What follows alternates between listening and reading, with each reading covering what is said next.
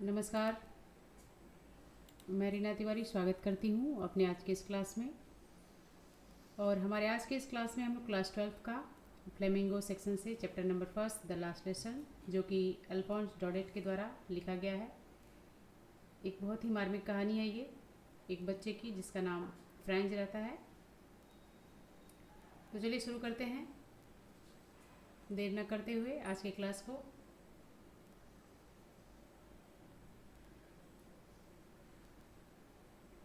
तो देखिए, सबसे पहले स्क्रीन पे आज का क्वेश्चन नंबर फर्स्ट है द लास्ट लेसन का। What is the substance of the lesson the last lesson. जो हमारा ये चैप्टर है पहला फ्लेमिंगो से लास्ट लेसन, इसके सब्सटेंस क्या है इसको हमें बताना है। तो आइए देखते हैं। The lesson teaches us two important value apply. ये जो लेसन है हमें जीवन के दो महत्वपूर्ण वैल्यू जो है वो बताता है। First, a person should have knowledge of his language. पहला तो ये है कि एक व्यक्ति को अपने नॉलेज के बारे में, जो अपना जो ये लैंग्वेज होता है, भाषा जो होती है, उसकी जानकारी होनी चाहिए। एंड कल्चर, और वहाँ के कल्चर के, यानी कि जहाँ हम रहते हैं वहाँ की भाषा और वहाँ के कल्चर को हमें जानकारी जो है वो होनी चाहिए। And second, he never should सिर्फ हिज वर्क, और उसे कभी भी अपने काम से भागना नहीं चाहिए। France, a young school going boy.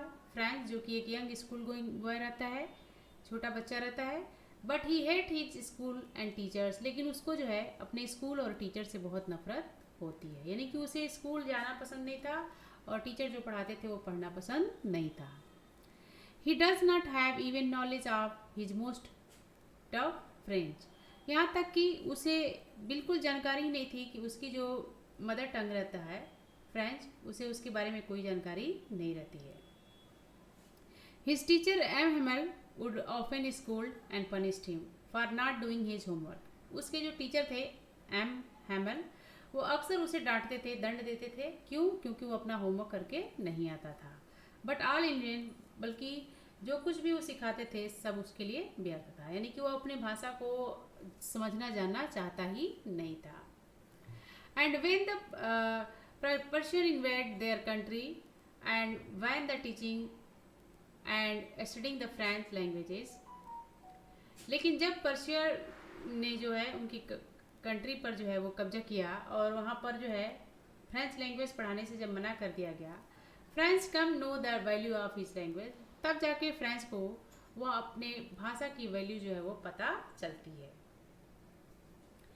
He curses himself for learning of his language. वो अक्सर जो है अपने आप को बार बार बोलता रहता था कि मैंने जो है अपनी भाषा को सीखा नहीं। M Hamel thank most of the people of his village श्रेकवर। और एम हेमल जो है वो लोगों से जो है अपने काम के लिए जो है वो माफ़ी जो है वो मांगते हैं। जितना देखिए, एम हेमल ने भी कुछ काम ऐसा किया था कि बच्चों को जो है वो कहीं ना कहीं काम में लगा देते थे, जिससे वो प्रॉपर जो है वो अपनी लैंग्वेज को नहीं सीख पाते थे, तो अपने आप को भी दोषी जो है वो ठहराते हैं। और इस तरह से आगे बढ़ते हैं। What did M. Hamel say about language and its important? ये क्वेश्चन इम्पोर्टेंट क्वेश्चन है, अक्सर ये पूछा जाता है एग्जाम में। तो चलिए देखते हैं।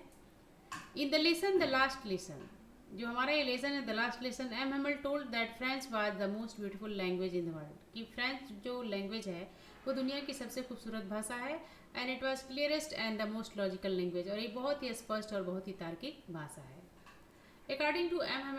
Hamel के अनुसार one must be proud of his or her mother tongue.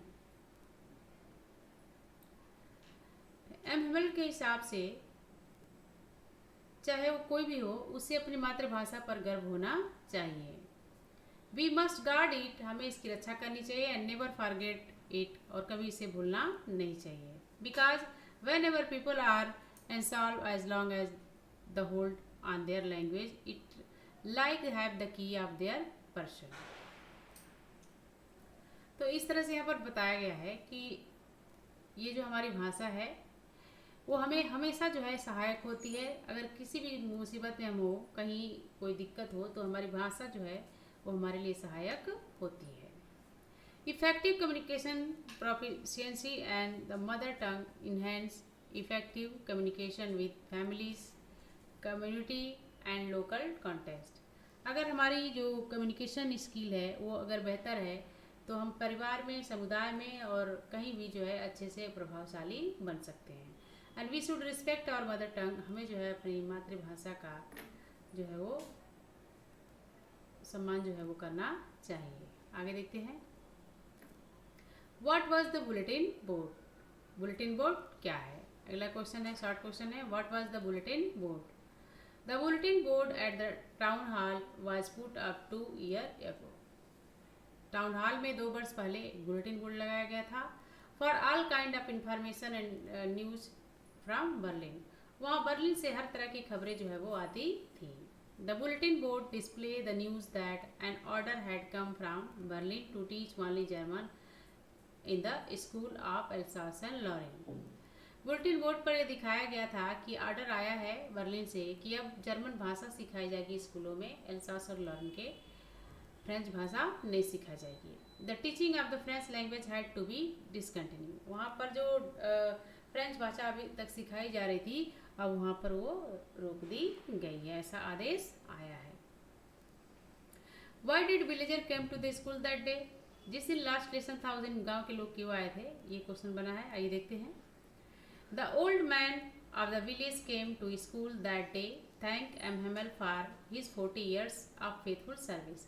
गांव के जो बूढ़े बुजुर्ग थे वो स्कूल में इसलिए उस दिन आए थे लास्ट दिन, क्योंकि वो एम हेमल को धन्यवाद करना चाहते थे, क्योंकि एम हेमल जो थे वो 40 ईयर्स से जो है बहुत ही विश्वसनीय तरीके से जो है उन्होंने सेवा जो है वो किया था, पढ़ाया था। They also came to show their respect for country that was there no more. वे अपने देश की सम्मान के लिए भी आए हैं जब वो देश जो अब उनका नहीं रहा, जो दूसरे के कब्जे में है, वो जगह दूसरे के कब्जे में है। अगला क्वेश्चन देखते हैं। What French did after hearing about last lesson. Last lesson सुनने के बाद फ्रेंच ने क्या कहा, क्या किया, तो वही देखते हैं। After hearing about the last lesson सुनने के बाद French thought that he hardly knew how to write. अभी तो बहुत मुश्किल से सीखा था लिखना। And he should never learn any more. अब वो दोबारा नहीं सीख पाएगा। Now sorry he was for not learning his lesson. अब उसे इस बात का बहुत दुख है कि अब वो लेसन सीख नहीं पाएगा। आगे देखते हैं। What was the seen in the class when French reach the school. जब फ्रेंच स्कूल पहुंचता है तो वहाँ का नज़ारा क्या था, सीन क्या था, उसका वर्णन कीजिए। क्या नज़ारा था, आइए देखते हैं। When French reached the school he found everything is still and as Sunday. जब फ्रेंच जो है स्कूल पहुंचता है तो वो देखता है कि हर चीज़ बिल्कुल शांत थी, बिल्कुल संडे की तरह। यानी कि संडे को जैसे सन्नाटा रहता है स्कूलों में, ठीक उस दिन ऐसा ही माहौल था, कहीं से कोई हलचल नहीं हो रही थी। Through the window he saw his classmate already in their place. खिड़की के द्वारा उसने देखा, खिड़की से होते हुए उसने देखा कि उसके सारे क्लासमेट पहले ही अपनी जगह पर पहुंच गए हैं। And M Hamel was walking up and down with their terrible iron ruler. और एम हेमल जो है अपनी वॉकिंग अपने रूलर के साथ जो है वो इधर उधर घूम रहे हैं क्लास में। He saw his teacher M Hamel wearing a green coat. उसने देखा कि उसके जो टीचर थे एम हेमल वो ग्रीन कोट पहने हुए थे अपना। एंड ही सा द विलेज पीपल। उसने गांव के लोगों को भी वहाँ देखा, sitting quietly on the back benches including old Hauser and farmer mayor and the farmer post master. और बताया जा रहा है कि जो गांव के बूढ़े बुजुर्ग थे वो आए थे, वो पीछे बैठे हुए थे बिल्कुल शांतिपूर्वक पीछे के बेंच पे। और उसमें बताया भी है कौन कौन इसमें शामिल थे, फार्मर मेयर भी थे, पोस्ट मास्टर थे और भी दूसरे सारे लोग थे। आगे देखते हैं। What did M Hamel observe at the last. M Hamel ने लास्ट में क्या देखा, क्या ऑब्जर्व किया, क्या ऑब्जर्व कर रहे थे। यहाँ बताया जा रहा है, देखिए बहुत इमोशनल सीन था जब लास्ट क्लास चल रहा था उसके लास्ट में। तो यहाँ बताया जा रहा है कि उन्होंने क्या ऑब्जर्व किया। अंत में एम हेमल ने क्लास में क्या ऑब्जर्व किया था, ये देखते हैं। At last M Hamel observe everything in the classroom. अंत में एम हेमल सारी चीज़ें क्लास में जो है वो ऑब्जर्व करते हैं, सारी चीज़ें क्लास में देखते हैं।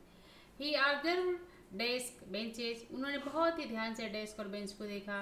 एंड वॉलंट्री, और जो वॉलंट्री था उसको भी देखा बागीचे में। एंड होप वाइन, जो होप वाइन की ट्री थी उसको भी देखा। एंड अदर थिंग्स, और भी दूसरी चीज़ों को देखा है। He wanted to fix those in his mind, और ऐसा लगता था उन सारी चीज़ों को जो भी उनके आसपास दिख रही थी, जिससे वो 40 ईयर्स से जुड़े हुए थे, ऐसा लगता था कि वो अपने मन में इन सारी चीज़ों को फिक्स करना चाहते हैं, उन्हें बसाना चाहते हैं।